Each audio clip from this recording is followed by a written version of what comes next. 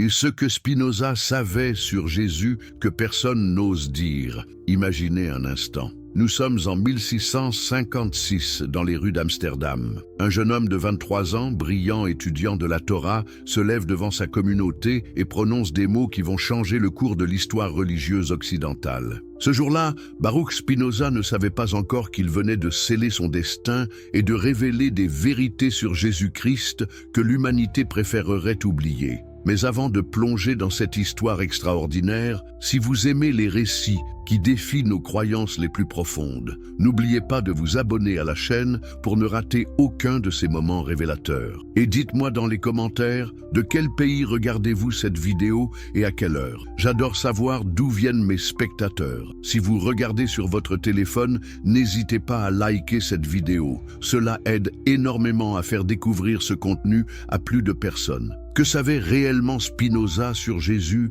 qui était si dangereux que même aujourd'hui, 350 ans plus tard, peu osent en parler ouvertement? Pourquoi un philosophe juif exilé de sa propre communauté a-t-il risqué sa vie pour révéler ses vérités? Et surtout, comment ces découvertes peuvent-elles bouleverser notre compréhension moderne du christianisme? Le homme derrière le mythe Amsterdam, 1632. Dans le quartier juif florissant de Vloyenburg, naît un enfant qui changera à jamais notre perception de la figure la plus vénérée de l'Occident. Baruch Spinoza grandit dans une famille de maranes. Ces juifs ibériques, contraints de se convertir au christianisme, mais qui pratiquaient secrètement leur foi ancestrale. Cette dualité religieuse imposée par l'histoire façonnera profondément sa vision révolutionnaire de Jésus. Mais comment un jeune homme, élevé dans la tradition talmudique, en est-il venu à développer une compréhension si radicale du Christ? La réponse se trouve dans les années de formation de Spinoza,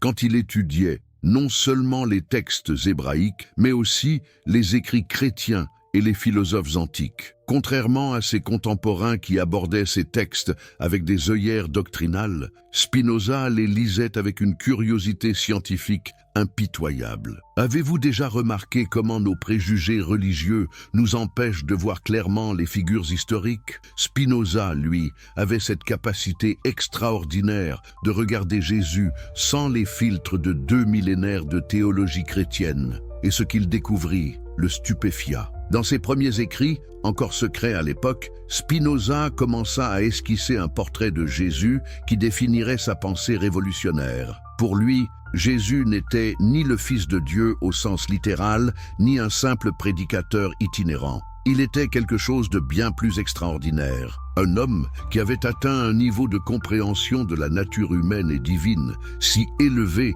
qu'il transcendait les catégories religieuses traditionnelles. Mais qu'est-ce qui rendait Jésus si exceptionnel aux yeux de Spinoza? La réponse tient en un mot, l'intuition. Jésus possédait selon lui une forme d'intuition rationnelle si développée qu'elle lui permettait de percevoir directement les lois éternelles qui gouvernent l'univers et la nature humaine. Cette capacité, que Spinoza appelait connaissance intuitive, était ce qui expliquait la sagesse prophétique du Christ. Imaginez la controverse que ces idées allaient provoquer. Un juif qui prétendait que Jésus était un génie de la raison naturelle, pas un messie divin. Un philosophe qui osait suggérer que la grandeur du Christ résidait dans son humanité exceptionnelle, non dans sa supposée divinité. C'était révolutionnaire, c'était dangereux, c'était inacceptable pour toutes les autorités religieuses de l'époque. Cette vision spinoziste de Jésus comme homme extraordinaire, plutôt que comme Dieu incarné, n'était pas née d'un manque de respect, bien au contraire. Spinoza voyait dans cette humanité exceptionnelle quelque chose de bien plus admirable que la divinité conventionnelle. Un homme qui atteint la sagesse parfaite par ses propres moyens, par sa raison et son intuition, était pour lui infiniment plus inspirant qu'un Dieu qui accomplit des miracles par sa nature divine. Mais comment Jésus était-il parvenu à cette sagesse extraordinaire? Spinoza développa une théorie fascinante. Jésus avait compris intuitivement ce que lui-même démontrait philosophiquement des siècles plus tard. Il avait saisi que Dieu et la nature ne formaient qu'une seule et même réalité, que les lois morales étaient des lois naturelles, et que la vraie béatitude consistait à aligner sa volonté sur l'ordre éternel de l'univers. Cette interprétation révolutionnaire faisait de Jésus non pas un fondateur de religion, mais le premier philosophe moderne, un précurseur de l'éthique rationnelle que Spinoza lui-même développerait dans son éthique. Pouvez-vous imaginer le scandale? Un juif excommunié qui prétendait que Jésus était son prédécesseur philosophique. La grande transformation, l'année 1670, marque un tournant décisif dans l'histoire de la pensée occidentale. C'est cette année-là que Spinoza publie anonymement son traité théologico-politique, un ouvrage qui va ébranler les fondements du christianisme européen. Mais ce que peu de gens réalisent, c'est que derrière cette critique apparemment technique de l'interprétation biblique se cache la révélation la plus explosive sur la nature véritable de Jésus. Que s'était-il passé entre la mort de Jésus et la naissance du christianisme institutionnel?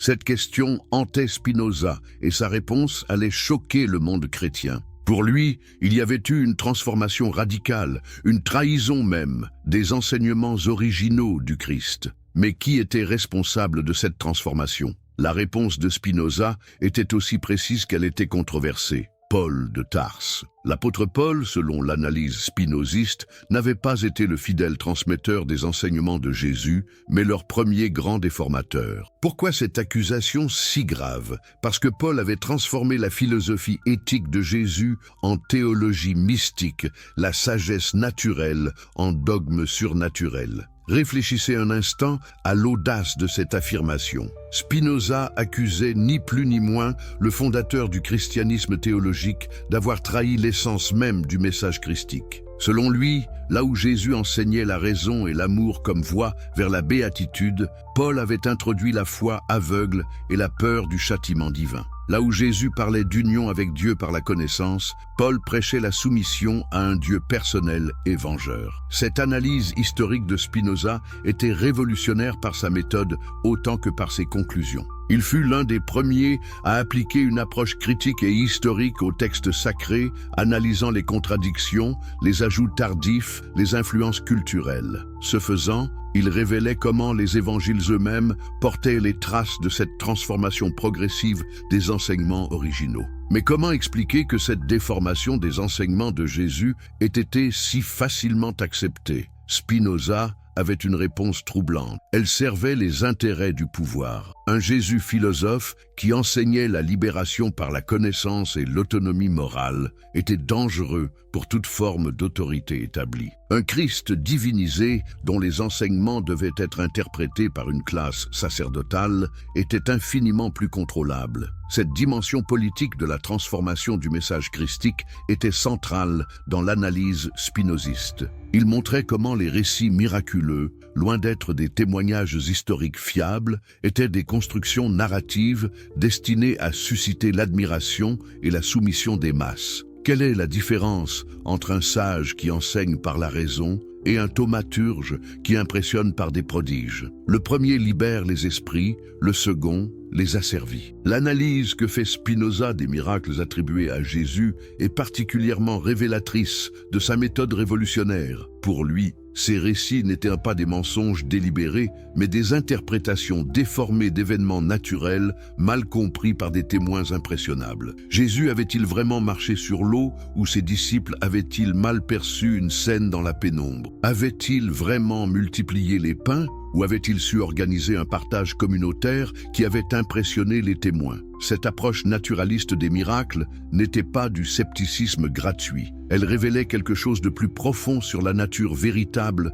de la grandeur de Jésus. Selon Spinoza, les vrais miracles de Jésus n'étaient pas des violations des lois naturelles, mais sa capacité extraordinaire à comprendre et à enseigner ces lois. Sa véritable magie résidait dans sa sagesse, pas dans des tours de passe-passe surnaturels. Pouvez-vous imaginer l'effet de ces révélations sur les contemporains de Spinoza? Voici un homme qui osait suggérer que les fondements même du christianisme reposaient sur des malentendus et des déformations, que le Jésus véritable avait été enterré sous des siècles de mythologie théologique, que les chrétiens adoraient une création de Paul plutôt que de suivre les enseignements authentiques du Christ. Les vérités dangereuses. En 1677, un an après la mort de Spinoza, ses amis publient clandestinement l'Éthique, son chef-d'œuvre philosophique. Dans ce livre révolutionnaire se trouvent les implications les plus radicales de sa compréhension de Jésus. Car si Spinoza avait raison sur la nature véritable du Christ,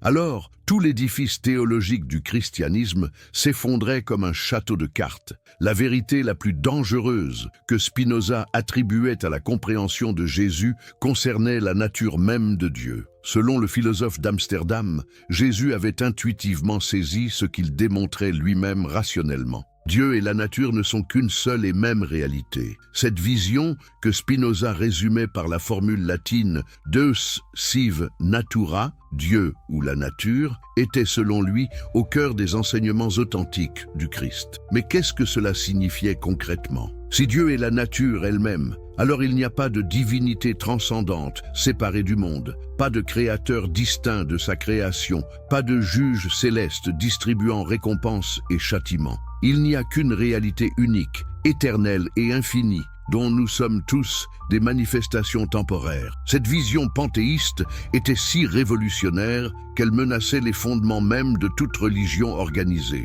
Comment Jésus avait-il pu comprendre cette vérité philosophique complexe sans les outils conceptuels de la philosophie moderne? Spinoza avait une réponse fascinante. Par l'amour. Jésus avait atteint cette compréhension non par la démonstration rationnelle, mais par une forme d'amour intellectuel si pure qu'elle lui avait révélé directement l'unité fondamentale de toute existence. Cette interprétation spinoziste de l'amour christique était révolutionnaire. L'amour dont parlait Jésus n'était pas un sentiment moral ou une émotion religieuse, mais la reconnaissance intuitive de notre unité essentielle avec toute la réalité. Aimer son prochain comme soi-même prenait ainsi un sens littéral. Nous sommes tous des expressions de la même substance divine naturelle. Pouvez-vous imaginer les implications de cette vision? Si Jésus avait vraiment enseigné cette unité fondamentale de Dieu et de la nature, alors la notion même de miracle devenait impossible. Comment peut-on violer les lois naturelles si on est soi-même une expression de ces lois? Comment peut-on transcender la nature si on fait partie intégrante de la nature? Cette compréhension spinoziste éclairait d'un jour nouveau les paroles les plus mystérieuses de Jésus. Quand il disait « Je suis dans le Père et le Père est en moi », il ne proclamait pas sa divinité unique, mais révélait la vérité mystique que chacun de nous peut découvrir. Nous sommes tous des manifestations de la réalité divine naturelle unique. Sa divinité n'était pas un privilège exclusif, mais un modèle accessible à tous. Mais alors, que devenait la promesse chrétienne de l'immortalité personnelle? Ici encore, Spinoza révélait une vérité que peu osaient affronter. Selon lui, Jésus n'avait jamais promis la survie de la personnalité individuelle après la mort. Ce qu'il enseignait, c'était une forme d'éternité accessible dès cette vie, l'éternité de la raison qui comprend les vérités éternelles. Cette réinterprétation spinoziste de l'immortalité était plus radicale que l'athéisme pur. Elle ne niait pas l'éternité, mais la redéfinissait complètement. Ce qui survit à la mort du corps n'est pas l'âme personnelle avec ses souvenirs et ses désirs, mais la part de nous qui a su s'identifier aux vérités éternelles de la raison. En d'autres termes, nous sommes immortels dans la mesure où nous avons réussi à transcender notre ego limité pour nous identifier à l'intelligence universelle. Comprenez-vous pourquoi ces idées étaient si dangereuses? Elles vidaient de leur sens les promesses de récompenses célestes et les menaces de châtiment infernal sur lesquelles reposait tout le système de contrôle religieux. Si l'éternité bienheureuse est accessible dès cette vie par la connaissance, à quoi servent les prêtres, les sacrements, les dogmes? Mais la vérité la plus explosive concernait peut-être la notion même du royaume de Dieu que Jésus annonçait. Selon Spinoza, ce royaume n'était pas un paradis futur dans l'au-delà, mais un état de conscience réalisable ici et maintenant. Le royaume de Dieu, c'était l'état mental de celui qui a compris sa véritable nature et sa place dans l'ordre éternel de l'univers. Cette interprétation transformait radicalement le message chrétien. Au lieu d'attendre passivement un salut venant d'en haut, Chaque individu était appelé à réaliser sa propre libération par la connaissance et la compréhension. Le royaume de Dieu devenait ainsi une révolution intérieure, une transformation de la conscience qui changeait notre rapport au monde et aux autres. Imaginez l'effet de ces révélations sur une Europe encore profondément chrétienne. Spinoza ne se contentait pas de critiquer le christianisme de l'extérieur. Il prétendait révéler le vrai message de Jésus, un message si radical qu'il remettait en question toute l'organisation sociale et religieuse de son époque. Pas étonnant qu'il ait été perçu comme l'homme le plus dangereux d'Europe. Ce que Spinoza savait sur Jésus que personne n'ose dire, introduction captivante. Imaginez un instant, nous sommes en 1656, dans les rues d'Amsterdam. Un jeune homme de 23 ans, brillant étudiant de la Torah, se lève devant sa communauté et prononce des mots qui vont changer le cours de l'histoire religieuse occidentale. Ce jour-là, Baruch Spinoza ne savait pas encore qu'il venait de sceller son destin et de révéler des vérités sur Jésus-Christ que l'humanité préférerait oublier. Mais avant de plonger dans cette histoire extraordinaire, si vous aimez les récits qui défient nos croyances les plus profondes, n'oubliez pas de vous abonner à la chaîne pour ne rater aucun de ces moments révélateurs. Et dites-moi dans les commentaires de quel pays regardez-vous cette vidéo et à quelle heure. J'adore savoir d'où viennent mes spectateurs. Si vous regardez sur votre téléphone, n'hésitez pas à liker cette vidéo. Cela aide énormément à faire découvrir ce contenu à plus de personnes. Que savait réellement Spinoza sur Jésus qui était si dangereux que même aujourd'hui, 350 ans plus tard, peu osent en parler ouvertement? Pourquoi un philosophe juif exilé de sa propre communauté a-t-il risqué sa vie pour révéler ces vérités? Et surtout, comment ces découvertes peuvent-elles bouleverser notre compréhension moderne du christianisme? Le homme derrière le mythe d'Amsterdam, 1632. Dans le quartier juif florissant de Vloyenburg, naît un enfant qui changera à jamais notre perception de la figure la plus vénérée de l'Occident. Baruch Spinoza grandit dans une famille de maranes. Ces juifs ibériques, contraints de se convertir au christianisme, mais qui pratiquaient secrètement leur foi ancestrale. Cette dualité religieuse imposée par l'histoire façonnera profondément sa vision révolutionnaire de Jésus. Mais comment un jeune homme, élevé dans la tradition talmudique, en est-il venu à développer une compréhension si radicale du Christ? La réponse se trouve dans les années de formation de Spinoza, quand il étudiait non seulement les textes hébraïques, mais aussi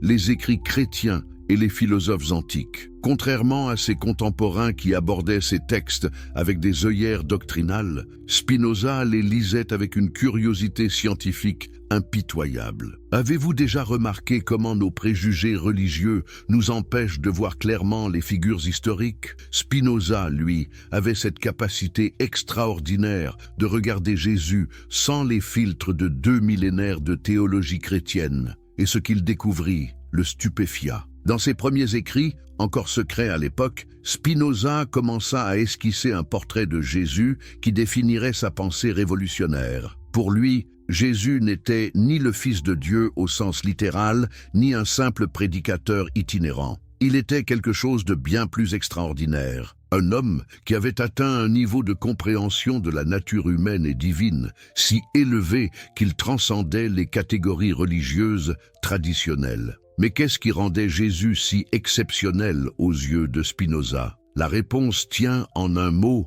l'intuition. Jésus possédait selon lui une forme d'intuition rationnelle si développée qu'elle lui permettait de percevoir directement les lois éternelles qui gouvernent l'univers et la nature humaine. Cette capacité, que Spinoza appelait connaissance intuitive, était ce qui expliquait la sagesse prophétique du Christ. Imaginez la controverse que ces idées allaient provoquer. Un juif qui prétendait que Jésus était un génie de la raison naturelle, pas un messie divin. Un philosophe qui osait suggérer que la grandeur du Christ résidait dans son humanité exceptionnelle, non dans sa supposée divinité. C'était révolutionnaire, c'était dangereux, c'était inacceptable pour toutes les autorités religieuses de l'époque. Cette vision spinoziste de Jésus comme homme extraordinaire, plutôt que comme Dieu incarné, n'était pas née d'un manque de respect, bien au contraire. Spinoza voyait dans cette humanité exceptionnelle quelque chose de bien plus admirable que la divinité conventionnelle. un homme qui atteint la sagesse parfaite par ses propres moyens, par sa raison et son intuition, était pour lui infiniment plus inspirant qu'un Dieu qui accomplit des miracles par sa nature divine. Mais comment Jésus était-il parvenu à cette sagesse extraordinaire? Spinoza développa une théorie fascinante. Jésus avait compris intuitivement ce que lui-même démontrait philosophiquement des siècles plus tard. Il avait saisi que Dieu et la nature ne formaient qu'une seule et même réalité, que les lois morales étaient des lois naturelles, et que la vraie béatitude consistait à aligner sa volonté sur l'ordre éternel de l'univers. Cette interprétation révolutionnaire faisait de Jésus non pas un fondateur de religion, mais le premier philosophe moderne, un précurseur de l'éthique rationnelle que Spinoza lui-même développerait dans son éthique. Pouvez-vous imaginer le scandale? Un juif excommunié qui prétendait que Jésus était son prédécesseur philosophique. La grande transformation, l'année 1670, marque un tournant décisif dans l'histoire de la pensée occidentale. C'est cette année-là que Spinoza publie anonymement son traité théologico-politique, un ouvrage qui va ébranler les fondements du christianisme européen. Mais ce que peu de gens réalisent, c'est que derrière cette critique apparemment technique de l'interprétation biblique se cache la révélation la plus explosive sur la nature véritable de Jésus. Que s'était-il passé entre la mort de Jésus et la naissance du christianisme institutionnel? Cette question hantait Spinoza et sa réponse allait choquer le monde chrétien. Pour lui, il y avait eu une transformation radicale, une trahison même, des enseignements originaux du Christ. Mais qui était responsable de cette transformation? La réponse de Spinoza était aussi précise qu'elle était controversée: Paul de Tarse. L'apôtre Paul, selon l'analyse spinoziste, n'avait pas été le fidèle transmetteur des enseignements de Jésus, mais leur premier grand déformateur. Pourquoi cette accusation si grave? Parce que Paul avait transformé la philosophie éthique de Jésus en théologie mystique, la sagesse naturelle en dogme surnaturel. Réfléchissez un instant à l'audace de cette affirmation. Spinoza accusait ni plus ni moins le fondateur du christianisme théologique d'avoir trahi l'essence même du message christique. Selon lui, là où Jésus enseignait la raison et l'amour comme voie vers la béatitude, Paul avait introduit la foi aveugle et la peur du châtiment divin. Là où Jésus parlait d'union avec Dieu par la connaissance, Paul prêchait la soumission à un Dieu personnel et vengeur. Cette analyse historique de Spinoza était révolutionnaire par sa méthode autant que par ses conclusions. Il fut l'un des premiers à appliquer une approche critique et historique aux textes sacrés, analysant les contradictions, les ajouts tardifs, les influences culturelles. Ce faisant, il révélait comment les évangiles eux-mêmes portaient les traces de cette transformation progressive des enseignements originaux. Mais comment expliquer que cette déformation des enseignements de Jésus ait été si facilement acceptée? Spinoza avait une réponse troublante. Elle servait les intérêts du pouvoir. Un Jésus philosophe qui enseignait la libération par la connaissance et l'autonomie morale était dangereux pour toute forme d'autorité établie. Un Christ divinisé dont les enseignements devaient être interprétés par une classe sacerdotale était infiniment plus contrôlable. Cette dimension politique de la transformation du message christique était centrale dans l'analyse spinoziste. Il montrait comment les récits miraculeux, loin d'être des témoignages historiques fiables, étaient des constructions narratives destinées à susciter l'admiration et la soumission des masses. Quelle est la différence entre un sage qui enseigne par la raison et un thaumaturge qui impressionne par des prodiges? Le premier libère les esprits, le second les asservit. L'analyse que fait Spinoza des miracles attribués à Jésus est particulièrement révélatrice de sa méthode révolutionnaire. Pour lui, ces récits n'étaient pas des mensonges délibérés, mais des interprétations déformées d'événements naturels mal compris par des témoins impressionnables. Jésus avait-il vraiment marché sur l'eau ou ses disciples avaient-ils mal perçu une scène dans la pénombre? Avait-il vraiment multiplié les pains ou avait-il su organiser un partage communautaire qui avait impressionné les témoins? Cette approche naturaliste des miracles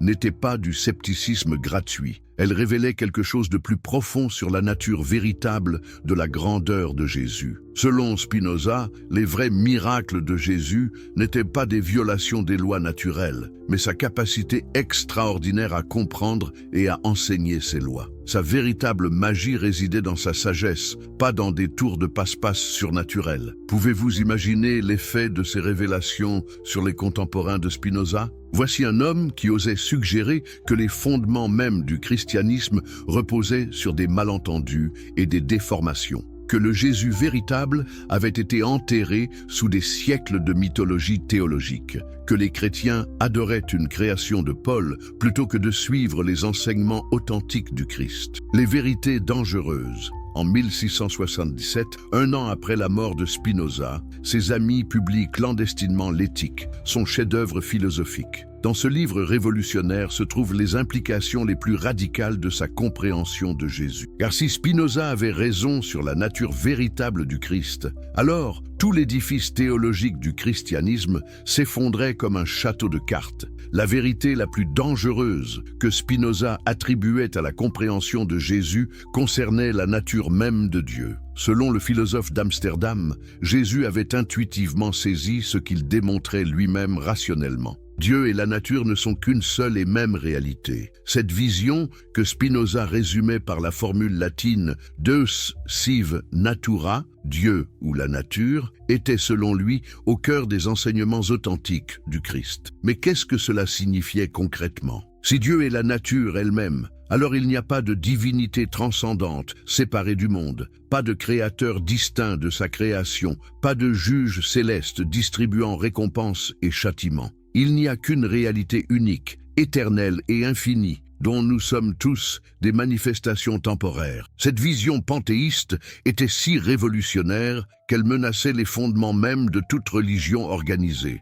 Comment Jésus avait-il pu comprendre cette vérité philosophique complexe sans les outils conceptuels de la philosophie moderne? Spinoza avait une réponse fascinante. Par l'amour. Jésus avait atteint cette compréhension non par la démonstration rationnelle, mais par une forme d'amour intellectuel si pure qu'elle lui avait révélé directement l'unité fondamentale de toute existence. Cette interprétation spinoziste de l'amour christique était révolutionnaire. L'amour dont parlait Jésus n'était pas un sentiment moral ou une émotion religieuse, mais la reconnaissance intuitive de notre unité essentielle avec toute la réalité. Aimer son prochain comme soi-même prenait ainsi un sens littéral. Nous sommes tous des expressions de la même substance divine naturelle. Pouvez-vous imaginer les implications de cette vision? Si Jésus avait vraiment enseigné cette unité fondamentale de Dieu et de la nature, alors la notion même de miracle devenait impossible. Comment peut-on violer les lois naturelles si on est soi-même une expression de ces lois? Comment peut-on transcender la nature si on fait partie intégrante de la nature? Cette compréhension spinoziste éclairait d'un jour nouveau les paroles les plus mystérieuses de Jésus. Quand il disait « Je suis dans le Père et le Père est en moi », il ne proclamait pas sa divinité unique, mais révélait la vérité mystique que chacun de nous peut découvrir. Nous sommes tous des manifestations de la réalité divine naturelle unique. Sa divinité n'était pas un privilège exclusif, mais un modèle accessible à tous. Mais alors, que devenait la promesse chrétienne de l'immortalité personnelle? Ici encore, Spinoza révélait une vérité que peu osaient affronter. Selon lui, Jésus n'avait jamais promis la survie de la personnalité individuelle après la mort. Ce qu'il enseignait, c'était une forme d'éternité accessible dès cette vie, l'éternité de la raison qui comprend les vérités éternelles. Cette réinterprétation spinoziste de l'immortalité était plus radicale que l'athéisme pur. Elle ne niait pas l'éternité, mais la redéfinissait complètement. Ce qui survit à la mort du corps n'est pas l'âme personnelle avec ses souvenirs et ses désirs, mais la part de nous qui a su s'identifier aux vérités éternelles de la raison. En d'autres termes, nous sommes immortels, dans la mesure où nous avons réussi à transcender notre ego limité pour nous identifier à l'intelligence universelle. Comprenez-vous pourquoi ces idées étaient si dangereuses? Elles vidaient de leur sens les promesses de récompenses célestes et les menaces de châtiment infernal sur lesquelles reposait tout le système de contrôle religieux. Si l'éternité bienheureuse est accessible dès cette vie par la connaissance, à quoi servent les prêtres, les sacrements, les dogmes? Mais la vérité la plus explosive concernait peut-être la notion même du royaume de Dieu que Jésus annonçait. Selon Spinoza, ce royaume n'était pas un paradis futur dans l'au-delà, mais un état de conscience réalisable ici et maintenant. Le royaume de Dieu, c'était l'état mental de celui qui a compris sa véritable nature et sa place dans l'ordre éternel de l'univers. Cette interprétation transformait radicalement le message chrétien. Au lieu d'attendre passivement un salut venant d'en haut, chaque individu était appelé à réaliser sa propre libération par la connaissance et la compréhension. Le royaume de Dieu devenait ainsi une révolution intérieure, une transformation de la conscience qui changeait notre rapport au monde et aux autres. Imaginez l'effet de ces révélations sur une Europe encore profondément chrétienne. Spinoza ne se contentait pas de critiquer le christianisme de l'extérieur. Il prétendait révéler le vrai message de Jésus, un message si radical qu'il remettait en question toute l'organisation sociale et religieuse de son époque. Pas étonnant qu'il ait été perçu comme l'homme le plus dangereux d'Europe. Les conséquences du silence. 27 juillet 1656. Cette date résonne encore aujourd'hui comme l'une des plus dramatiques de l'histoire intellectuelle occidentale. Dans la synagogue Talmud Torah d'Amsterdam, devant une assemblée solennelle, les dirigeants de la communauté juive prononcent le plus terrible des anathèmes contre un homme de 23 ans. Mais ce n'est pas n'importe quel anathème, c'est le plus féroce, le plus définitif, le plus impitoyable qui ait jamais été prononcé dans l'histoire du judaïsme moderne. Avant de vous révéler les détails glaçants de cette excommunication historique, permettez-moi de vous rappeler quelque chose d'important. Si vous appréciez ces histoires qui défitent nos certitudes les plus ancrées, n'oubliez pas de vous abonner à la chaîne pour ne manquer aucune de ces révélations extraordinaires. Et j'aimerais savoir, de quel pays regardez-vous cette vidéo en ce moment? Et surtout, quelle heure est-il chez vous? Vos réponses m'aident à comprendre comment ces histoires voyagent à travers le monde. Si vous regardez sur mobile, un petit pouce en l'air m'aiderait énormément à faire découvrir ce contenu à plus de personnes passionnées d'histoire. Mais revenons à cette journée fatidique de juillet 1656. Savez-vous ce qui rend cette excommunication si particulière dans l'histoire? Ce n'était pas seulement le bannissement d'un individu, c'était la tentative désespérée d'une communauté de faire disparaître des idées trop dangereuses pour être tolérées. Car ce que Baruch Spinoza avait osé dire sur Jésus menaçait non seulement l'orthodoxie juive, mais l'ensemble de l'ordre religieux européen. Les mots de l'anathème prononcés contre Spinoza ce jour-là glaçant encore le sang par leur violence inouïe. Écoutez plutôt, par la sentence des anges et le jugement des saints, nous excommunions, expulsons, maudissons et exécrons Baruch Spinoza. Qu'il soit maudit le jour, qu'il soit maudit la nuit, qu'il soit maudit quand il se couche et qu'il soit maudit quand il se lève. Qu'il soit maudit quand il sort et qu'il soit maudit quand il rentre. Que l'Éternel ne lui pardonne jamais. Que la colère et la fureur de l'Éternel s'embrasent désormais contre cet homme et fassent fondre sur lui toutes les malédictions écrites dans le livre de la loi. Pouvez-vous imaginer la terreur que devaient inspirer de telles paroles? Mais pourquoi une telle férocité? Qu'avait donc dit Spinoza sur Jésus qui justifiait une malédiction aussi absolue? La réponse se trouve dans les témoignages de l'époque, notamment celui de son ancien condisciple Isaac Orobio de Castro, qui rapporte les blasphèmes de Spinoza. Selon ces témoignages, Spinoza avait osé déclarer publiquement que Jésus était le plus sage des prophètes et qu'il avait compris intuitivement des vérités que les rabbins refusaient d'admettre. Plus grave encore, il affirmait que les enseignements authentiques de Jésus étaient plus proches de la vérité philosophique que l'interprétation talmudique traditionnelle. Pour une communauté juive encore traumatisée par des siècles de persécution chrétienne, de telles déclarations équivalaient à une trahison suprême. Mais l'excommunication de Spinoza ne fut que le début d'un calvaire qui allait durer toute sa vie. Car si la communauté juive l'avait rejeté, les autorités chrétiennes n'étaient pas prêtes pour autant à l'accueillir. Comment aurait-elle pu accepter un homme qui, tout en reconnaissant la grandeur de Jésus, niait sa divinité et démontrait que le christianisme avait trahi son message originel? Dès 1670, avec la publication anonyme du traité théologico-politique, Spinoza devient l'homme le plus haï d'Europe. Les réactions sont immédiates et violentes. Le théologien protestant Lambertus van Veldhuizen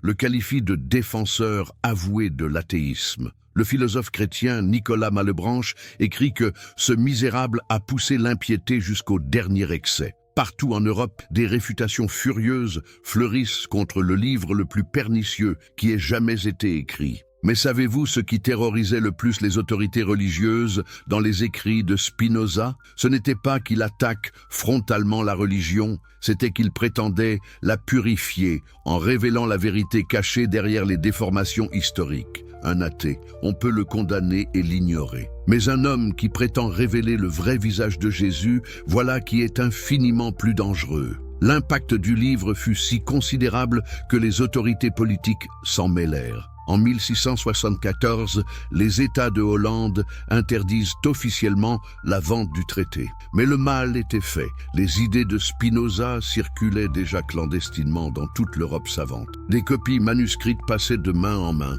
traduites en secret, recopiées dans l'ombre. Une révolution intellectuelle souterraine était en marche. Pendant ce temps, Spinoza vivait retiré dans la petite ville de Rijnsburg, puis à Voorburg, et enfin à La Haye, subsistant grâce à son travail de polisseur de lentilles. Mais croyez-vous qu'on les laissait en paix? Loin de là. Les tentatives d'intimidation se multipliaient. Un soir de 1661, en sortant de la synagogue portugaise, où il était encore autorisé à se rendre, un fanatique religieux tenta de l'assassiner à coups de poignard. Spinoza échappa de peu à la mort et conserva toute sa vie le manteau troué en souvenir de cette agression. Cette tentative d'assassinat révèle l'ampleur de la peur que suscitaient les idées spinoziennes sur Jésus, car il ne s'agissait pas seulement d'une querelle théologique abstraite. En humanisant Jésus, en montrant qu'il était possible d'atteindre la sagesse divine par la raison seule, Spinoza remettait en question toute l'architecture du pouvoir religieux européen. Si chacun pouvait accéder directement à la vérité divine, à quoi servaient les intermédiaires ecclésiastiques? Mais Spinoza n'était pas homme à se laisser intimider. Dans ses lettres à ses correspondants, on le voit continuer inlassablement son travail de révélation de ce qu'il considérait comme la vérité historique sur Jésus. À son ami Henry Oldenburg, secrétaire de la Royal Society de Londres, il écrit « Je ne cesse de m'étonner que les hommes préfèrent adorer un Dieu lointain plutôt que de reconnaître le divin en eux-mêmes, comme Jésus l'avait enseigné. » Cette correspondance révèle un aspect fascinant de la pensée spinozienne. Sa conviction que Jésus avait été le premier à enseigner ce que nous appellerions aujourd'hui l'autonomie morale et intellectuelle. Pour Spinoza, le Christ authentique n'avait jamais demandé à être adoré, mais avait montré la voie vers une libération intérieure que chacun devait accomplir par lui-même. Cette interprétation explique pourquoi Spinoza continua toute sa vie à se référer à Jésus avec un respect profond, même après avoir été excommunié et menacé de mort. Dans une lettre à son ami Járik Gell, il écrit « Celui que les chrétiens appellent leur sauveur était plus proche de la vérité philosophique que tous les théologiens qui prétendent l'interpréter. » Quelle audace dans ces mots! Un juif excommunié qui revendiquait une compréhension plus authentique du Christ que celle de toute la chrétienté. Mais les conséquences de ces révélations sur Jésus ne se limitaient pas aux attaques personnelles. Elles transformaient progressivement la pensée européenne, souvent à l'insu même de ceux qui les transmettaient. Dans les salons philosophiques de Paris, de Londres, de Berlin, des esprits libres commençaient à discuter secrètement de cette possibilité révolutionnaire. Et si Jésus avait été un philosophe plutôt qu'un dieu? Cette influence souterraine de Spinoza sur la pensée européenne est l'un des aspects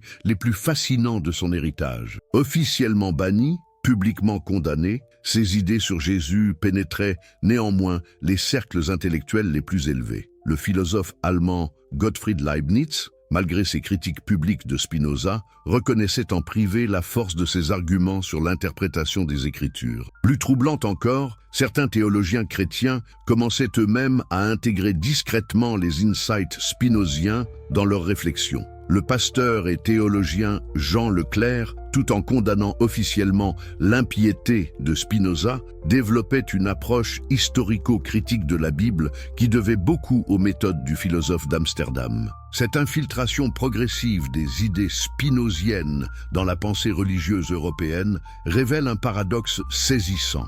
L'homme qui avait été excommunié par les Juifs et honni par les chrétiens était en train de transformer en profondeur la compréhension que l'Occident avait de ses propres fondements religieux. Ces révélations sur Jésus, si dangereuses qu'elles devaient rester cachées, modelaient secrètement l'avenir de la théologie chrétienne. Mais le prix personnel de ces révélations fut terrible pour Spinoza. Isolé de sa communauté d'origine, rejeté par la société chrétienne, vivant dans une semi-clandestinité, il menait une existence de paria intellectuel. Ces lettres de cette époque révèlent parfois une mélancolie profonde. « Je suis seul avec mes pensées », écrit-il à son ami Simon de Vries, « et parfois je me demande si la vérité vaut tant de souffrance. » Pourtant, jamais il ne renia ses convictions sur la nature véritable de Jésus. Jusqu'à sa mort en 1677, à l'âge de 44 ans seulement, il continua à affiner sa compréhension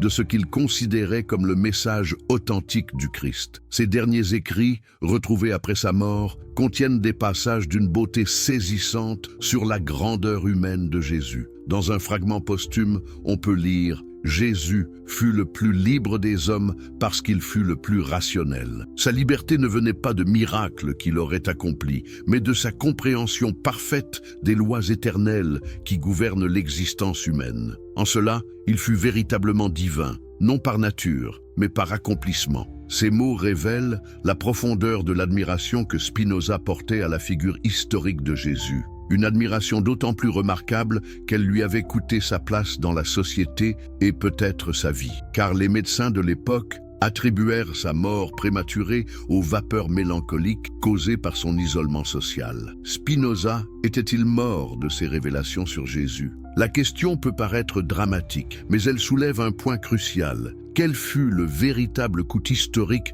de la tentative de Spinoza de révéler ce qu'il considérait comme la vérité sur Jésus? Sa mort marqua-t-elle la fin de ces révélations dangereuses ou au contraire le début de leur diffusion secrète dans la culture européenne? La réponse à cette question nous mène vers l'un des aspects les plus troublants de l'héritage spinozien. La façon dont ces idées sur Jésus ont continué à se propager clandestinement à travers l'Europe des Lumières, influençant des penseurs qui n'osaient pas toujours reconnaître publiquement leur dette envers le philosophe maudit d'Amsterdam. Mais ceci est une autre histoire qui révèle comment les vérités les plus dangereuses finissent toujours par trouver leur chemin vers la lumière, même quand leurs premiers messagers ont payé de leur vie le courage de les révéler. Ce que Spinoza savait sur Jésus que personne n'ose dire, introduction captivante. Imaginez un instant, nous sommes en 1656, dans les rues d'Amsterdam. Un jeune homme de 23 ans, brillant étudiant de la Torah, se lève devant sa communauté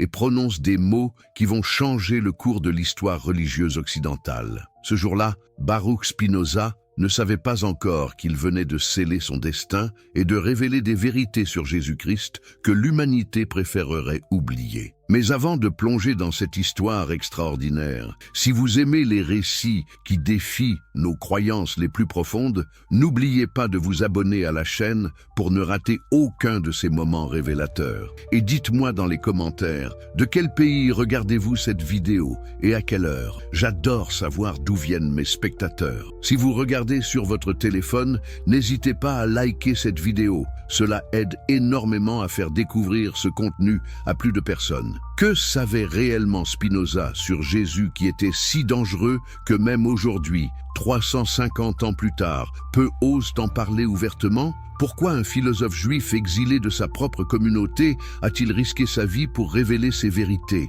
Et surtout, comment ces découvertes peuvent-elles bouleverser notre compréhension moderne du christianisme? L'homme derrière le mythe Amsterdam, 1632. Dans le quartier juif florissant de Vloyenburg, naît un enfant qui changera à jamais notre perception de la figure la plus vénérée de l'Occident. Baruch Spinoza grandit dans une famille de Marans, ces juifs ibériques contraints de se convertir au christianisme mais qui pratiquaient secrètement leur foi ancestrale. Cette dualité religieuse imposée par l'histoire façonnera profondément sa vision révolutionnaire de Jésus. Mais comment un jeune homme élevé dans la tradition talmudique en est-il venu à développer une compréhension si radicale du Christ? La réponse se trouve dans les années de formation de Spinoza, quand il étudiait non seulement les textes hébraïques, mais aussi les écrits chrétiens et les philosophes antiques. Contrairement à ses contemporains qui abordèrent ces textes avec des œillères doctrinales, Spinoza les lisait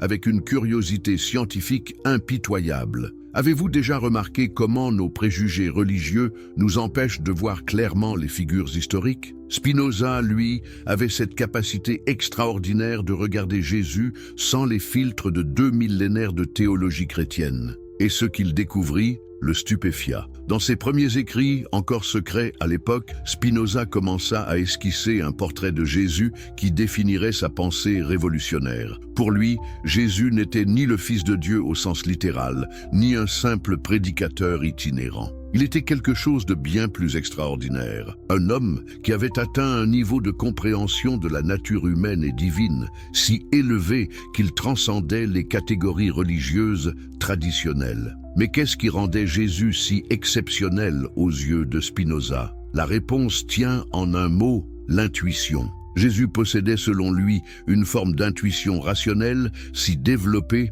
qu'elle lui permettait de percevoir directement les lois éternelles qui gouvernent l'univers et la nature humaine. Cette capacité, que Spinoza appelait « connaissance intuitive », était ce qui expliquait la sagesse prophétique du Christ. Imaginez la controverse que ces idées allaient provoquer. Un juif qui prétendait que Jésus était un génie de la raison naturelle, pas un messie divin. Un philosophe qui osait suggérer que la grandeur du Christ résidait dans son humanité exceptionnelle, non dans sa supposée divinité. C'était révolutionnaire, c'était dangereux, c'était inacceptable pour toutes les autorités religieuses de l'époque. Cette vision spinoziste de Jésus comme homme extraordinaire, plutôt que comme Dieu incarné, n'était pas née d'un manque de respect, bien au contraire. Spinoza voyait dans cette humanité exceptionnelle quelque chose de bien plus admirable que la divinité conventionnelle. Un homme qui atteint la sagesse parfaite par ses propres moyens, par sa raison et son intuition, était pour lui infiniment plus inspirant qu'un Dieu qui accomplit des miracles par sa nature divine. Mais comment Jésus était-il parvenu à cette sagesse extraordinaire? Spinoza développa une théorie fascinante. Jésus avait compris intuitivement ce que lui-même démontrait philosophiquement des siècles plus tard. Il avait saisi que Dieu et la nature ne formaient qu'une seule et même réalité, que les lois morales étaient des lois naturelles, et que la vraie béatitude consistait à aligner sa volonté sur l'ordre éternel de l'univers. Cette interprétation révolutionnaire faisait de Jésus non pas un fondateur de religion, mais le premier philosophe moderne, un précurseur de l'éthique rationnelle que Spinoza lui-même développerait dans son éthique. Pouvez-vous imaginer le scandale? Un juif excommunié qui prétendait que Jésus était son prédécesseur philosophique. La grande transformation, l'année 1670, marque un tournant décisif dans l'histoire de la pensée occidentale. C'est cette année-là que Spinoza publie anonymement son traité théologico-politique, un ouvrage qui va ébranler les fondements du christianisme européen. Mais ce que peu de gens réalisent, c'est que derrière cette critique apparemment technique de l'interprétation biblique se cache la révélation la plus explosive sur la nature véritable de Jésus. Que s'était-il passé entre la mort de Jésus et la naissance du christianisme institutionnel? Cette question hantait Spinoza et sa réponse allait choquer le monde chrétien. Pour lui, il y avait eu une transformation radicale, une trahison même, des enseignements originaux du Christ. Mais qui était responsable de cette transformation? La réponse de Spinoza était aussi précise qu'elle était controversée: Paul de Tarse. L'apôtre Paul, selon l'analyse spinoziste, n'avait pas été le fidèle transmetteur des enseignements de Jésus, mais leur premier grand déformateur. Pourquoi cette accusation si grave? Parce que Paul avait transformé la philosophie éthique de Jésus en théologie mystique, la sagesse naturelle en dogme surnaturel. Réfléchissez un instant à l'audace de cette affirmation. Spinoza accusait ni plus ni moins le fondateur du christianisme théologique d'avoir trahi l'essence même du message christique. Selon lui, là où Jésus enseignait la raison et l'amour comme voie vers la béatitude, Paul avait introduit la foi aveugle et la peur du châtiment divin. Là où Jésus parlait d'union avec Dieu par la connaissance, Paul prêchait la soumission à un Dieu personnel et vengeur. Cette analyse historique de Spinoza était révolutionnaire par sa méthode autant que par ses conclusions. Il fut l'un des premiers à appliquer une approche critique et historique aux textes sacrés, analysant les contradictions, les ajouts tardifs, les influences culturelles. Ce faisant, il révélait comment les évangiles eux-mêmes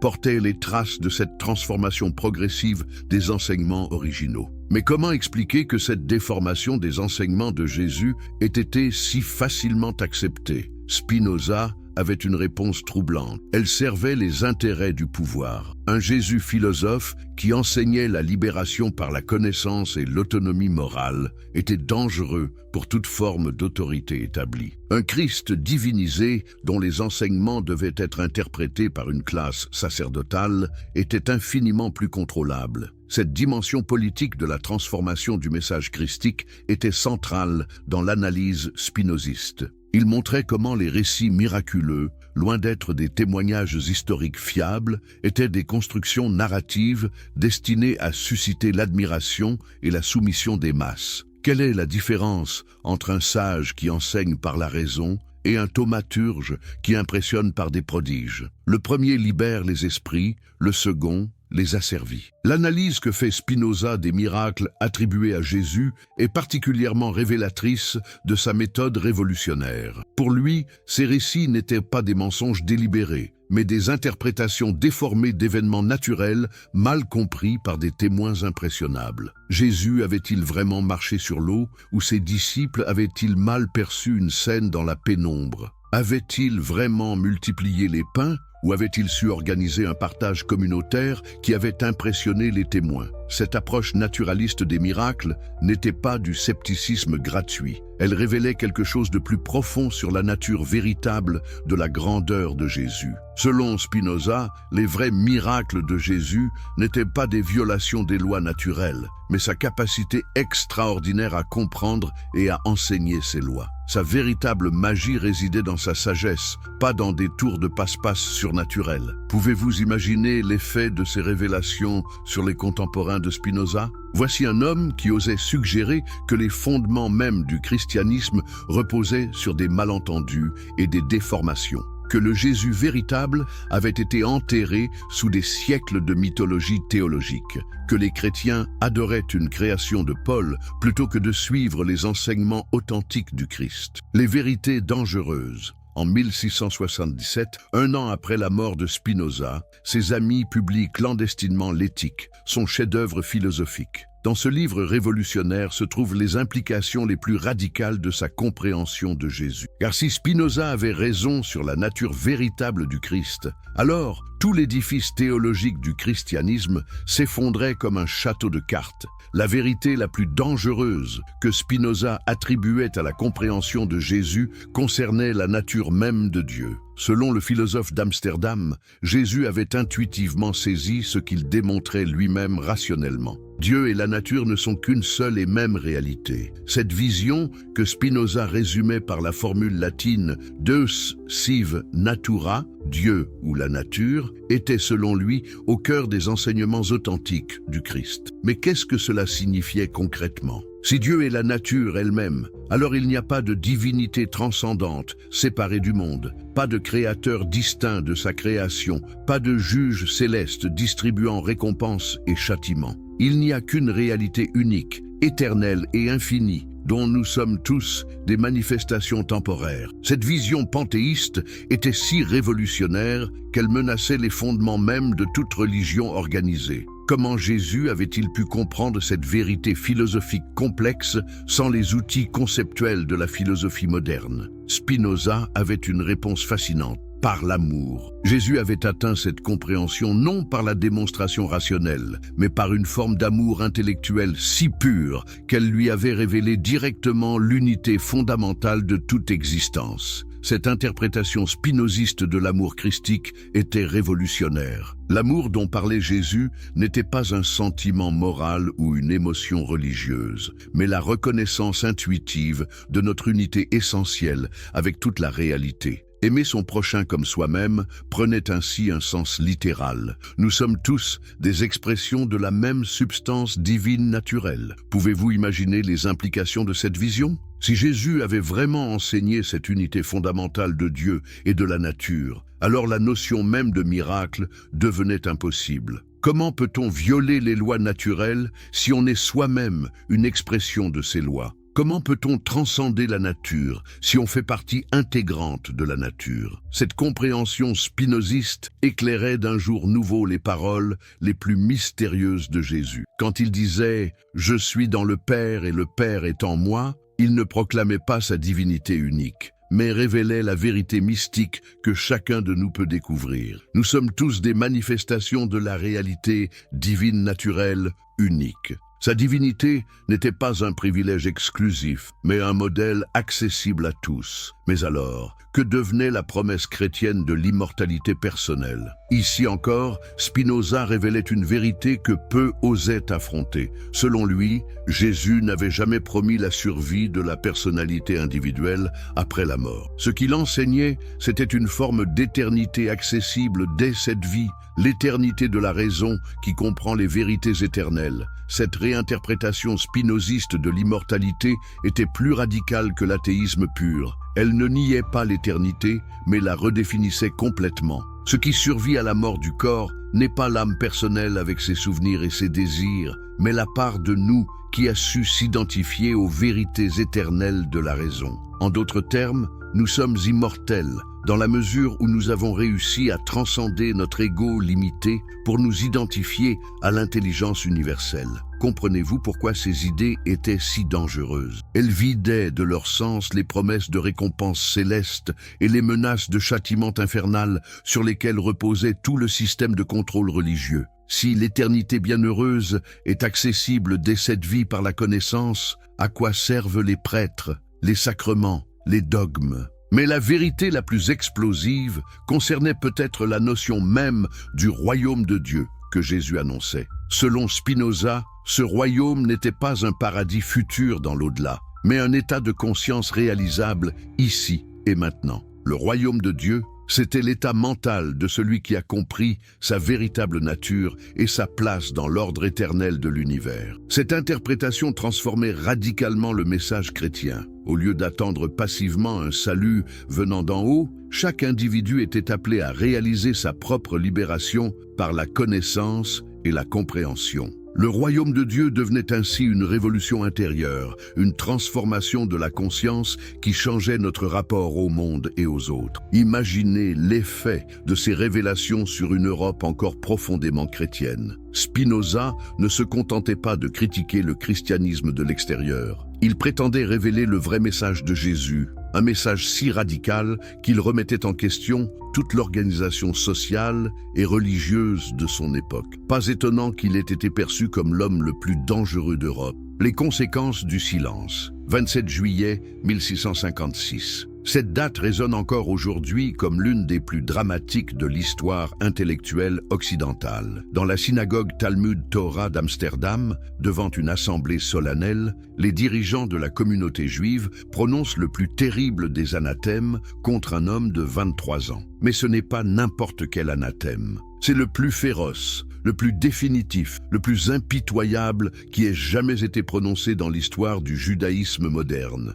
Avant de vous révéler les détails glaçants de cette excommunication historique, permettez-moi de vous rappeler quelque chose d'important. Si vous appréciez ces histoires qui défitent nos certitudes les plus ancrées, n'oubliez pas de vous abonner à la chaîne pour ne manquer aucune de ces révélations extraordinaires. Et j'aimerais savoir, de quel pays regardez-vous cette vidéo en ce moment? Et surtout, quelle heure est-il chez vous? Vos réponses m'aident à comprendre comment ces histoires voyagent à travers le monde. Si vous regardez sur mobile, un petit pouce en l'air m'aiderait énormément à faire découvrir ce contenu à plus de personnes passionnées d'histoire. Mais revenons à cette journée fatidique de juillet 1656. Savez-vous ce qui rend cette excommunication si particulière dans l'histoire? Ce n'était pas seulement le bannissement d'un individu, c'était la tentative désespérée d'une communauté de faire disparaître des idées trop dangereuses pour être tolérées. car ce que Baruch Spinoza avait osé dire sur Jésus menaçait non seulement l'orthodoxie juive,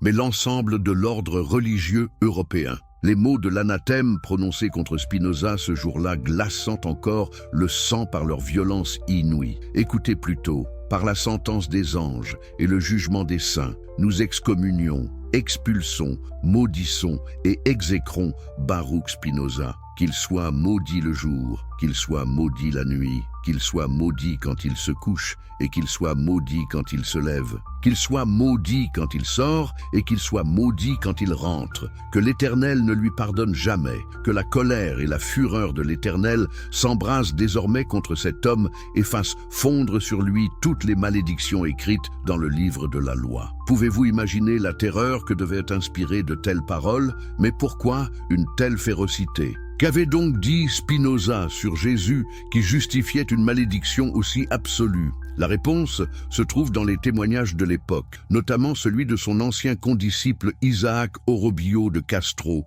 qui rapporte les blasphèmes de Spinoza. Selon ces témoignages, Spinoza avait osé déclarer publiquement que Jésus était le plus sage des prophètes et qu'il avait compris intuitivement des vérités que les rabbins refusaient d'admettre. Plus grave encore, il affirmait que les enseignements authentiques de Jésus étaient plus proches de la vérité philosophique que l'interprétation talmudique traditionnelle. Pour une communauté juive encore traumatisée par des siècles de persécution chrétienne, de telles déclarations équivalaient à une trahison suprême. Mais l'excommunication de Spinoza ne fut que le début d'un calvaire qui allait durer toute sa vie. Car si la communauté juive l'avait rejeté, les autorités chrétiennes n'étaient pas prêtes pour autant à l'accueillir. Comment aurait-elle pu accepter un homme qui, tout en reconnaissant la grandeur de Jésus, niait sa divinité et démontrait que le christianisme avait trahi son message originel? Dès 1670, avec la publication anonyme du traité théologico-politique, Spinoza devient l'homme le plus haï d'Europe. Les réactions sont immédiates et violentes. Le théologien protestant Lambertus van Veldhuizen le qualifie de défenseur avoué de l'athéisme. Le philosophe chrétien Nicolas Malebranche écrit que ce misérable a poussé l'impiété jusqu'au dernier excès. Partout en Europe, des réfutations furieuses fleurissent contre le livre le plus pernicieux qui ait jamais été écrit. Mais savez-vous ce qui terrorisait le plus les autorités religieuses dans les écrits de Spinoza? Ce n'était pas qu'il attaque frontalement la religion, c'était qu'il prétendait la purifier en révélant la vérité cachée derrière les déformations historiques. Un athée, on peut le condamner et l'ignorer. Mais un homme qui prétend révéler le vrai visage de Jésus, voilà qui est infiniment plus dangereux. L'impact du livre fut si considérable que les autorités politiques s'en mêlèrent. En 1674, les États de Hollande interdisent officiellement la vente du traité. Mais le mal était fait. Les idées de Spinoza circulaient déjà clandestinement dans toute l'Europe savante. Des copies manuscrites passaient de main en main, traduites en secret, recopiées dans l'ombre. Une révolution intellectuelle souterraine était en marche. Pendant ce temps, Spinoza vivait retiré dans la petite ville de Rijnsburg, puis à Voorburg, et enfin à La Haye, subsistant grâce à son travail de polisseur de lentilles. Mais croyez-vous qu'on les laissait en paix? Loin de là. Les tentatives d'intimidation se multipliaient. Un soir de 1661, en sortant de la synagogue portugaise où il était encore autorisé à se rendre, un fanatique religieux tenta de l'assassiner à coups de poignard. Spinoza échappa de peu à la mort et conserva toute sa vie le manteau troué en souvenir de cette agression. Cette tentative d'assassinat révèle l'ampleur de la peur que suscitaient les idées spinoziennes sur Jésus, car il ne s'agissait pas seulement d'une querelle théologique abstraite. En humanisant Jésus, en montrant qu'il était possible d'atteindre la sagesse divine par la raison seule, Spinoza remettait en question toute l'architecture du pouvoir religieux européen. Si chacun pouvait accéder directement à la vérité divine, à quoi servaient les intermédiaires ecclésiastiques? Mais Spinoza n'était pas homme à se laisser intimider. Dans ses lettres à ses correspondants, on le voit continuer inlassablement son travail de révélation de ce qu'il considérait comme la vérité historique sur Jésus. À son ami Henry Oldenburg, secrétaire de la Royal Society de Londres, il écrit « Je ne cesse de m'étonner que les hommes préfèrent adorer un Dieu lointain plutôt que de reconnaître le divin en eux-mêmes, comme Jésus l'avait enseigné. Cette correspondance révèle un aspect fascinant de la pensée spinozienne. Sa conviction que Jésus avait été le premier à enseigner ce que nous appellerions aujourd'hui l'autonomie morale et intellectuelle. Pour Spinoza, le Christ authentique n'avait jamais demandé à être adoré, mais avait montré la voie vers une libération intérieure que chacun devait accomplir par lui-même. Cette interprétation explique pourquoi Spinoza continua toute sa vie à se référer à Jésus avec un respect profond, même après avoir été excommunié et menacé de mort. Dans une lettre à son ami Járik Gell, il écrit « Celui que les chrétiens appellent leur sauveur était plus proche de la vérité philosophique que tous les théologiens qui prétendent l'interpréter. » Quelle audace dans ces mots! Un juif excommunié qui revendiquait une compréhension plus authentique du Christ que celle de toute la chrétienté. Mais les conséquences de ces révélations sur Jésus ne se limitaient pas aux attaques personnelles. Elles transformaient progressivement la pensée européenne, souvent à l'insu même de ceux qui les transmettaient. Dans les salons philosophiques de Paris, de Londres, de Berlin, des esprits libres commençaient à discuter secrètement de cette possibilité révolutionnaire. Et si Jésus avait été un philosophe plutôt qu'un Dieu? Cette influence souterraine de Spinoza sur la pensée européenne est l'un des aspects les plus fascinants de son héritage. Officiellement banni, publiquement condamné, ses idées sur Jésus pénétraient néanmoins les cercles intellectuels les plus élevés. Le philosophe allemand Gottfried Leibniz, malgré ses critiques publiques de Spinoza, reconnaissait en privé la force de ses arguments sur l'interprétation des Écritures. Plus troublant encore, certains théologiens chrétiens commençaient eux-mêmes à intégrer discrètement les insights spinoziens dans leurs réflexions. Le pasteur et théologien Jean Leclerc, tout en condamnant officiellement l'impiété de Spinoza, développait une approche historico-critique de la Bible qui devait beaucoup aux méthodes du philosophe d'Amsterdam. Cette infiltration progressive des idées spinoziennes dans la pensée religieuse européenne révèle un paradoxe saisissant. L'homme qui avait été excommunié par les Juifs et honni par les chrétiens était en train de transformer en profondeur la compréhension que l'Occident avait de ses propres fondements religieux. Ces révélations sur Jésus, si dangereuses qu'elles devaient rester cachées, modelaient secrètement l'avenir de la théologie chrétienne. Mais le prix personnel de ces révélations fut terrible pour Spinoza. Isolé de sa communauté d'origine, rejeté par la société chrétienne, vivant dans une semi-clandestinité, il menait une existence de paria intellectuel. Ces lettres de cette époque révèlent parfois une mélancolie profonde. « Je suis seul avec mes pensées », écrit-il à son ami Simon de Vries, « et parfois je me demande si la vérité vaut tant de souffrance. » Pourtant, jamais il ne renia ses convictions sur la nature véritable de Jésus. Jusqu'à sa mort en 1677, à l'âge de 44 ans seulement, il continua à affiner sa compréhension de ce qu'il considérait comme le message authentique du Christ. Ses derniers écrits,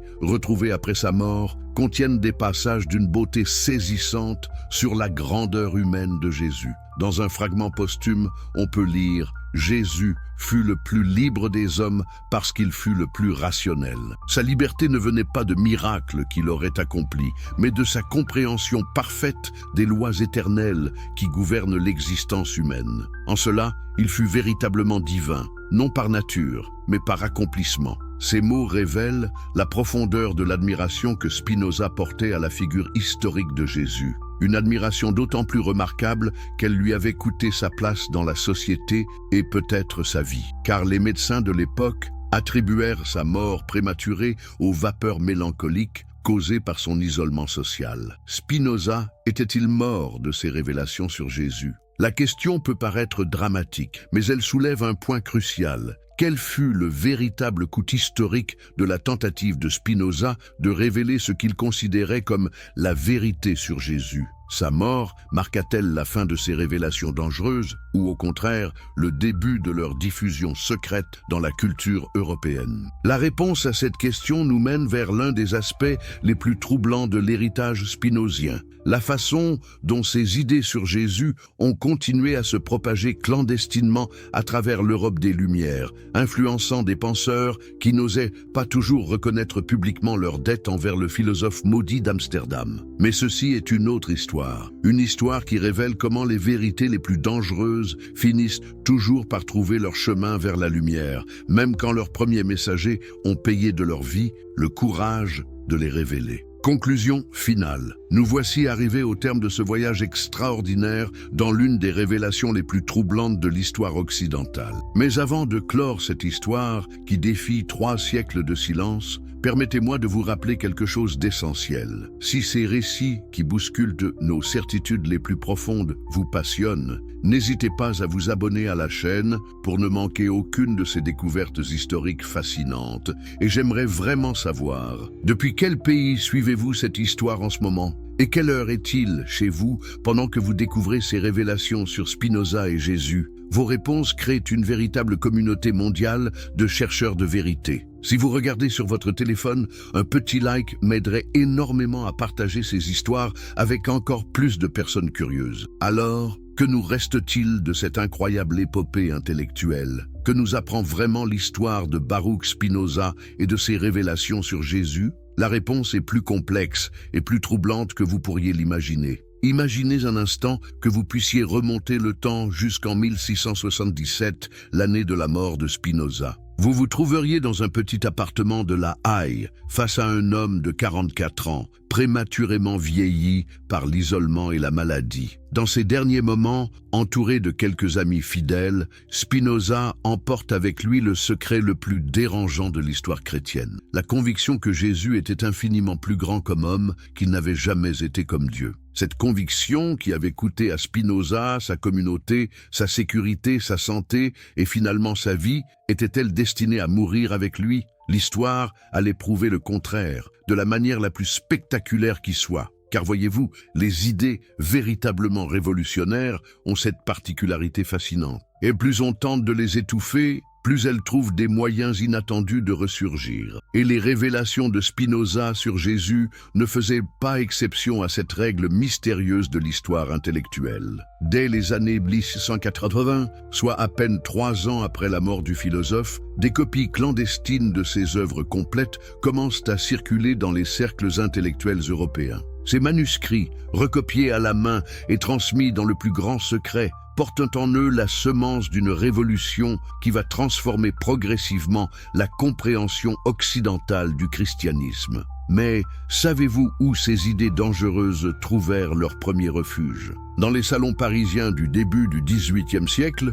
où des aristocrates éclairés discutaient passionnément de cette possibilité vertigineuse, et si le plus grand philosophe de l'histoire avait été crucifié par ceux qui n'avaient pas compris son message? Cette question, qui aurait valu l'excommunication ou pire à quiconque l'aurait posée publiquement, commençait à hanter les esprits les plus fins de l'Europe des Lumières. Voltaire lui-même, malgré ses critiques publiques de Spinoza, intégrait discrètement dans ses écrits cette vision révolutionnaire d'un Jésus philosophe, incompris par ses propres disciples. Mais c'est peut-être dans l'Allemagne du XVIIIe siècle que l'héritage spinozien sur Jésus allait produire ses fruits les plus spectaculaires. Gotthold Ephraim Lessing, le grand dramaturge et critique littéraire, osa publier en 1778 des fragments d'un texte révolutionnaire de l'imposture des religions de Hermann Samuel Reimarus. Ce texte, qui appliquait la méthode critique de Spinoza aux évangiles, soutenait que Jésus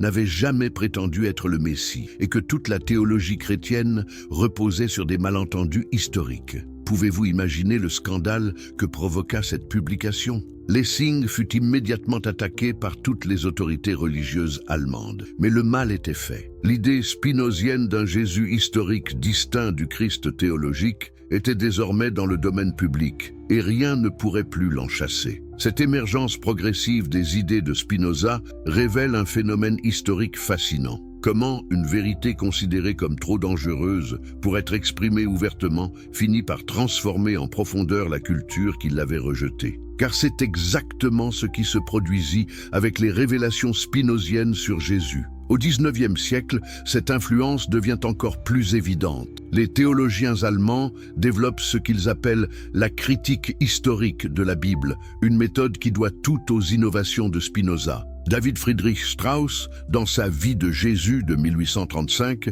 applique systématiquement les principes spinoziens pour distinguer le Jésus historique des ajouts mythologiques ultérieurs. Mais la véritable révolution intervient avec Ernest Renan et sa Vie de Jésus de 1863. Ce livre, qui scandalise la France catholique, présente Jésus exactement comme Spinoza l'avait imaginé 2 siècles plus tôt. Un homme extraordinaire, d'une sagesse et d'une bonté exceptionnelles, mais un homme néanmoins. Renan ne cite jamais Spinoza, mais chaque page de son livre respire l'esprit du philosophe d'Amsterdam. Cette filiation cachée révèle quelque chose de profondément troublant sur la nature de la vérité historique. Les idées de Spinoza sur Jésus, si dangereuses qu'elles avaient nécessité l'anonymat et l'exil, étaient devenues au XIXe siècle suffisamment acceptables pour être publiées ouvertement et lues par des millions de personnes. Mais cette transformation n'était pas sans ironie, car en devenant respectables, ces idées avaient-elles perdu leur pouvoir révolutionnaire. Quand Spinoza révélait que Jésus était un homme extraordinaire plutôt qu'un Dieu, il remettait en question tous les fondements du pouvoir religieux. Quand Renan écrivait la même chose, il ne faisait que satisfaire la curiosité d'un public bourgeois en quête d'érudition. Cette domestication progressive des idées spinoziennes soulève une question fascinante. Les vérités les plus dangereuses perdent-elles leur pouvoir subversif en devenant acceptables? Ou au contraire, leur diffusion large finit-elle par transformer insidieusement la société qui les avait d'abord rejetées? L'histoire du XXe siècle semble donner raison à cette seconde hypothèse. Car voyez ce qui s'est produit. Les idées de Spinoza sur Jésus, transmises et transformées à travers 3 siècles de pensée européenne, ont fini par révolutionner non seulement la théologie chrétienne, mais notre compréhension même de la spiritualité occidentale. Aujourd'hui, au XXIe siècle, l'idée qu'il faut distinguer le Jésus historique du Christ de la foi est devenue si banale qu'elle est enseignée dans les facultés de théologie les plus conservatrices. Les révélations qui avaient valu à Spinoza l'excommunication et la persécution sont désormais considérées comme des évidences par la plupart des spécialistes du christianisme primitif. Mais alors, quel est l'héritage véritable de Spinoza? Qu'a-t-il finalement accompli en révélant ces vérités sur Jésus au prix de sa tranquillité et de sa vie? La réponse est peut-être plus révolutionnaire encore que ces révélations originales. Spinoza nous a appris quelque chose de fondamental sur la nature de la vérité religieuse. Elle n'est pas donnée une fois pour toutes dans des textes sacrés, mais elle doit être constamment redécouverte par chaque génération à travers l'exercice de la raison critique. En montrant que Jésus lui-même était un chercheur de vérité plutôt qu'un dispensateur de dogmes, Spinoza a libéré la spiritualité occidentale de l'autorité aveugle pour la rendre à la quête personnelle. Cette libération n'est pas sans conséquence pour nous aujourd'hui, car si Spinoza avait raison, si Jésus était effectivement un homme qui avait atteint la sagesse suprême par ses propres moyens,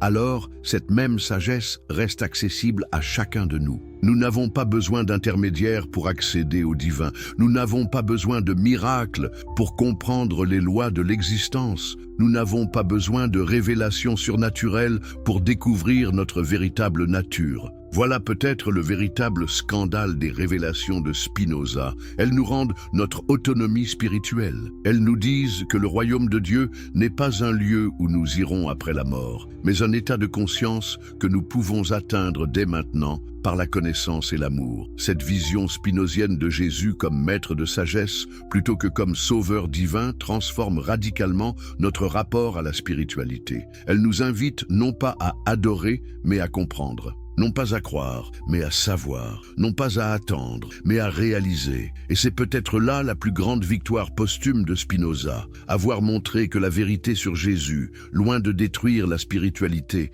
la rend plus authentique, plus personnelle, plus libératrice. Car un Jésus humain qui atteint la divinité par ses propres moyens est infiniment plus inspirant qu'un Dieu qui joue à être homme. Alors, que nous apprend finalement cette histoire extraordinaire de Baruch Spinoza et de ses révélations sur Jésus? Elle nous apprend que les vérités les plus dangereuses sont souvent les plus libératrices. Que le prix de la vérité peut être terrible, mais que son absence est encore plus coûteuse, et que parfois, il faut accepter d'être incompris par son époque pour offrir à l'humanité les clés de sa propre libération. L'histoire de Spinoza nous rappelle aussi que nous sommes tous, d'une certaine manière, les héritiers de sa quête courageuse de vérité. Chaque fois que nous osons questionner les idées reçues, chaque fois que nous préférons la recherche honnête à la conformité confortable, chaque fois que nous choisissons la liberté de penser plutôt que la sécurité de croire, nous prolongeons l'œuvre de ce philosophe qui a payé si cher le droit de révéler ce qu'il savait sur Jésus. Car au fond, l'histoire de Spinoza et de Jésus est aussi la nôtre. C'est l'histoire éternelle de la recherche humaine, de la vérité, de la sagesse et de la liberté. Une histoire qui continue aujourd'hui, avec vous, avec nous tous, dans notre quête commune d'une spiritualité authentique et libératrice.